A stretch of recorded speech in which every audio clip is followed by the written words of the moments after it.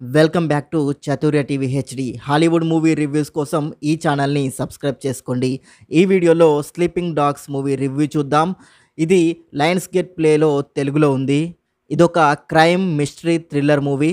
Hero ఒక police detective. Alzheimer's వల్ల తన గతాన్ని మర్చిపోతాడు. తాను లాస్ట్గా డీల్ చేసిన ప్రొఫెసర్ మర్డర్ కేస్, ఆ మర్డర్ కేస్ చుట్టూ చాలా మిస్టరీస్. ప్రొఫెసర్ అనే క్యారెక్టర్ చుట్టూ చాలా క్యారెక్టర్స్ వింతగా ప్రవర్తిస్తుంటాయి.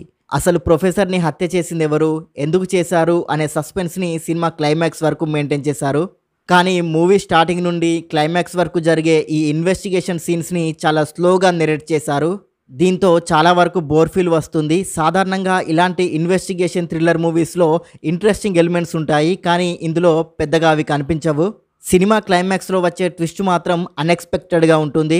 సినిమా మొత్తం స్లోగా నెరేట్ చేయడం, ఇంట్రెస్టింగ్ ఎలిమెంట్స్ లేకపోవడం వల్ల క్లైమాక్స్లో మంచి ట్విస్ట్ వచ్చినా కూడా అంత ఎఫెక్టివ్గా అనిపించలేదు. సినిమాలో అడల్ట్ కంటెంట్ ఉండి ఫ్యామిలీ ఆడియన్స్ స్కిప్ చేయడం బెటర్. ప్లస్ పాయింట్స్ విషయానికి వస్తే క్లైమాక్స్లో వచ్చే ట్విస్ట్ ఈ సినిమాకి ప్లస్ అయింది. మైనస్ పాయింట్స్ విషయానికి వస్తే స్లో నరేషన్, ఇంట్రెస్టింగ్ ఎలిమెంట్స్ లేకపోవడం ఈ సినిమాకి మైనస్ అయింది.